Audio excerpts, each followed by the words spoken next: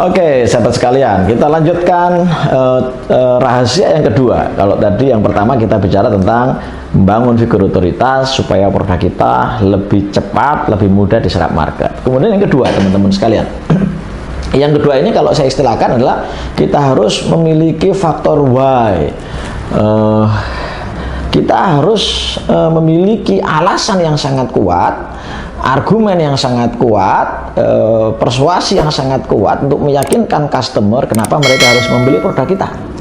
Kalau di materi-materi yang lain, istilah ini disebut USP, Unique Selling Proposition, atau diistilahkan added value, nilai tambah, atau diistilahkan benefit. Lebih kurang begitu, teman-teman. Artinya begini, ketika ada produk A, ada produk B, Anda harus punya argumen yang kuat. Anda harus bisa meyakinkan customer kenapa mereka harus memilih produk Anda. Sebut kata produk A ini punya 10 kelebihan, maka pastikan produk Anda punya 11 kelebihan supaya terpilih. Atau kalau bukan 11 kelebihan, produk Anda punya nilai tawar yang berbeda. Ya, nilai tawar yang berbeda. Contohnya misalnya begini, teman-teman. Ada sama-sama ayam crispy misalnya, ya. Kemudian Anda berpikir, apa ya kalau saya jualan ayam crispy biar menjadi pembeda atau menjadi lebih baik daripada kompetitor saya. Misalnya ayam Anda organik misalnya, ya kan? Atau ayam Anda seperti chicken misalnya, ayamnya mulai kecil sampai dipotong dia dibacakan murotal gitu. Jadi ayamnya lebih soleh daripada yang makan, ya kan? Nah, cari sesuatu yang kemudian customer punya alasan kenapa membeli dari Anda, kenapa membeli dari kita. Kalau nggak punya itu, maka customer akan mengabaikan produk Anda, akan mengabaikan kehadiran merek Anda, akan mengabaikan kehadiran Anda. Nah, bicara USP, kalau biasanya di workshop yang saya pandu itu kita pasti tahu ada daerah perang. Nah, daerah perang, kalau kita mau berperang di sana ya kita harus menaikkan terus USP kita.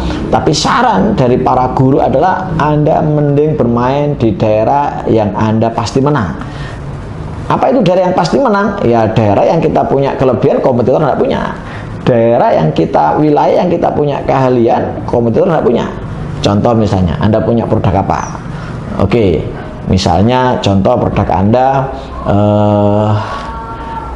outbound misalnya, sebagaimana yang saya punya.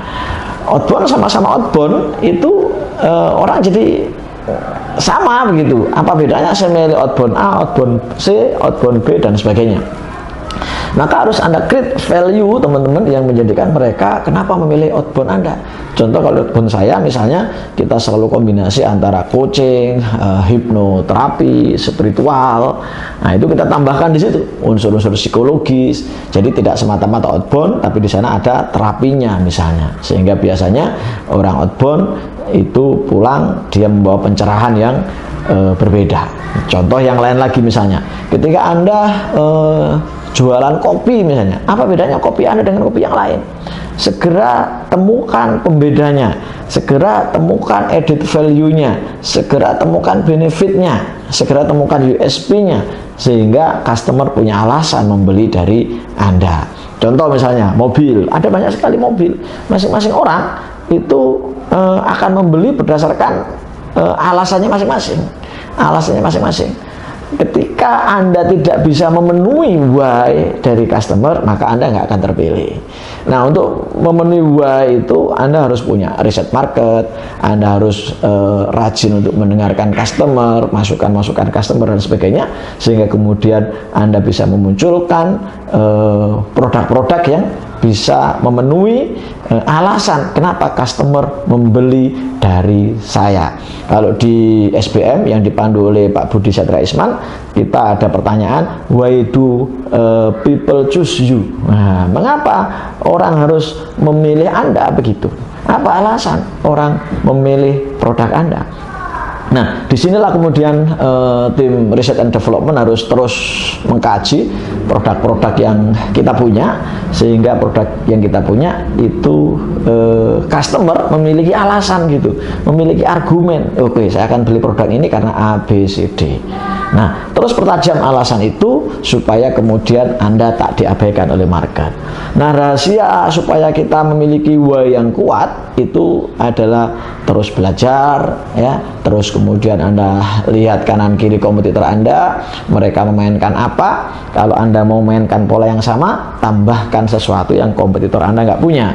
Tapi kalau Anda mau mainkan value yang berbeda, Anda segera create value yang berbeda. Contoh misalnya antara HP yang satu dengan HP yang lain. Ada HP itu yang sama-sama Android-nya misalnya begitu ya. Kemudian satunya punya kelebihan fokus di ketajaman foto misalnya, satunya lagi fokus di video, satunya lagi fokus di fasilitas yang lain.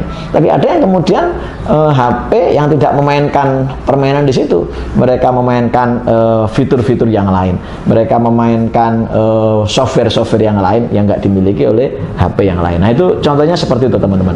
Jadi kenapa produk Anda nggak laku? Coba cermati, jangan-jangan konsumen tidak punya alasan yang kuat untuk memilih produk Anda.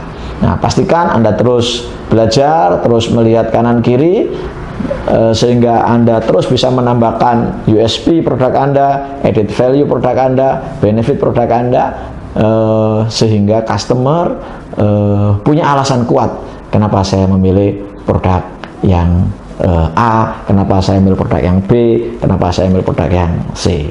Begitu teman-teman. Cek sekali lagi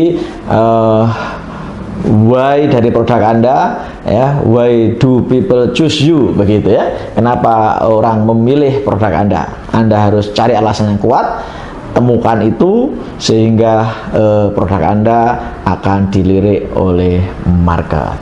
Kalau dalam ilustrasi balap kuda teman-teman, ini salah satu guru kita semua Pak Laksita di bukunya mengatakan bahwa pemenang lomba kuda itu tidak harus yang lebih cepat dalam waktu, dalam jarak yang jauh, tidak. Cukup hidungnya 1 senti aja lebih panjang, lebih duluan nyampe daripada kuda yang lain, maka dialah pemenangnya. Nah ini ilustrasi yang sederhana teman-teman. Jadi Anda sebenarnya nggak harus punya banyak USP, Anda punya 1-2 kelebihan yang kompetitor nggak punya, nah itu bisa menjadi alasan untuk customer membeli produk Anda. Sekali lagi, cek kembali produk Anda, kuatkan alasan-alasan kenapa customer harus membeli produk Anda, bukan produk dari kompetitor Anda. Ketika Anda bisa melakukan itu, maka Anda akan memenangkan persaingan di era sekarang yang kompetisinya luar biasa dahsyat ini. Mungkin itu yang kedua teman-teman sekalian. Nanti kita akan bahas yang ketiga, bagaimana cara agar produk kita lebih mudah diserap market. Itu juga harus Anda pahami, apakah produk Anda harus selalu cash gitu. Kadang nggak semua orang hari ini megang uang gitu. Mereka hari ini lebih populer dengan cashless misalnya. Jadi mereka lebih suka bayar pakai kartu debit misalnya gitu, atau kartu kredit.